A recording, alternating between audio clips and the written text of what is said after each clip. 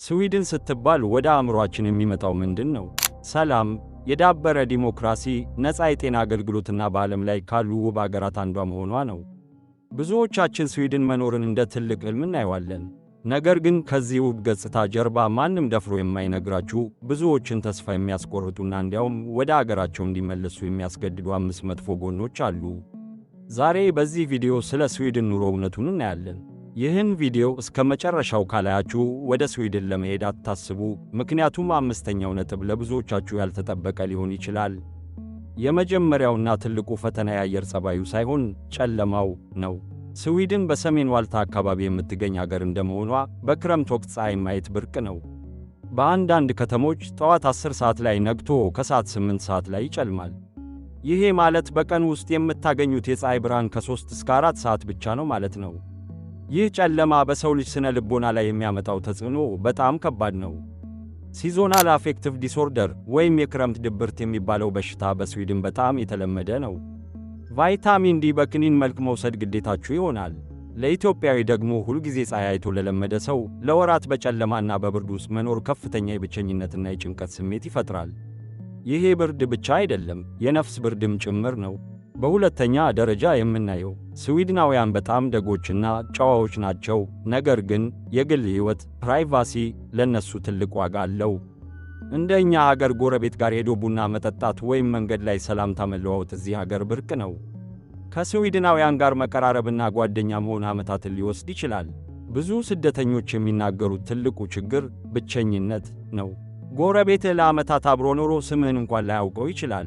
ማኅበራዊ ሕይወታቸው በጣም የተገደበና በፕሮግራም የሚመራ ስለሆነ እንደ ልብህ የምታናግረው ሰው ማጣት ትልቅ የውስጥ ሥቃይ ይፈጥራል። በስዊድን ውስጥ ብቸኝነት እንደ ትልቅ ማኅበራዊ ቀውስ የሚታይ ጉዳይ ነው። ሦስተኛ፣ ሌላው ማንም የማይነግራችሁ ጉድ የቤት ኪራይ ጉዳይ ነው። በስዊድን በተለይም በትልልቅ ከተሞች እንደ ስቶክሆልም ቤት ማግኘት ሎተሪ እንደ መድረስ ነው። መንግሥት በሚያከራያቸው ቤቶች ተራ ለመያዝ አንዳንዴ ከ10 እስከ 20 ዓመት ወረፋ መጠበቅ አለባችሁ። ይህም ሰዎችን ወደ ጥቁር ገበያ ብላክ ማርኬት ቤት ኪራይ ይገፋቸዋል። በጣም ውድ የሆነ ኪራይ ከፍላችሁ ምንም ዋስትና በሌለው ሁኔታ በሰው ስም መኖር ትገደዳላችሁ። ቤት ካላችሁ ሥራ አታገኙም፣ ሥራ ካላችሁ ደግሞ ቤት አታገኙም። ይህ አዙሪት ብዙ አዲስ ስደተኞችን ለከፍተኛ እንግልትና ወጪ ይዳርጋል። አራተኛ፣ ስዊድን ለድሆችና ለታካሚዎች ገነት ናት፣ ምክንያቱም መንግሥት ሁሉንም ነገር በነፃ ያቀርባል። ግን ይሄ ነፃ የሚባለው አገልግሎት የሚመጣው ከእናንተ ደሞዝ ነው። ከሚያገኙት ገቢ ላይ ከ30% እስከ 50% የሚሆነው ለታክስ ይቆረጣል። ይህ ማለት ጠንክሮ በመሥራት ብቻ ቶሎ ሀብታም መሆን እዚህ አገር በጣም ከባድ ነው። መንግሥት የሁሉንም ሰው ገቢ እኩል ለማድረግ ስለሚጥር ብዙ የሠሩና ጥቂት የሠሩ ሰዎች የገቢ ልዩነታቸው የጎላ አይደለም። ይሄ ደግሞ ትልቅ ሕልም ላላቸውና በንግድ ማደግ ለሚፈልጉ ሰዎች እንደ ትልቅ እንቅፋት የሚታይ የመስታወት ጣሪያ ነው።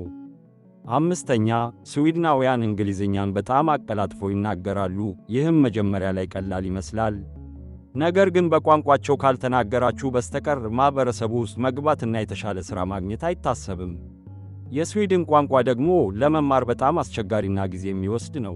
ብዙ የተማሩ ስደተኞች ቋንቋውን ስላልቻሉ ብቻ የጽዳት ወይም የጉልበት ሥራ ላይ ተሰማርተው ይገኛሉ። የራሳችሁን ሙያ ትታችሁ ከዜሮ መጀመር ለብዙዎች የአእምሮ ሰላም የሚነሳ ትልቅ ፈተና ነው። እንግዲህ ስዊድን ውብ አገር ብትሆንም እነዚህ 5 መጥፎ ጎኖች አሏት። ሕይወት በየትኛውም ሀገር አልጋ በአልጋ አይደለም። ይህን ቪዲዮ የሠራሁት እንድትፈሩ ሳይሆን እውነታውን አውቃችሁ እንድትዘጋጁ ነው። እናንተስ ከእነዚህ 5 ነጥቦች ውስጥ የትኛው ይበልጥ ያስፈራችኋል? ወይም ስዊድን የምትኖሩ ካላችሁ የገጠማችሁን ፈተና በኮሜንት አጋሩን። ለቪዲዮው ላይክ መስጠትና ቻናሉን ሰብስክራይብ ማድረግ እንዳትረሱ። በቀጣይ በሌላ ሀገር ኑሮ እስከምንገናኝ ቻው።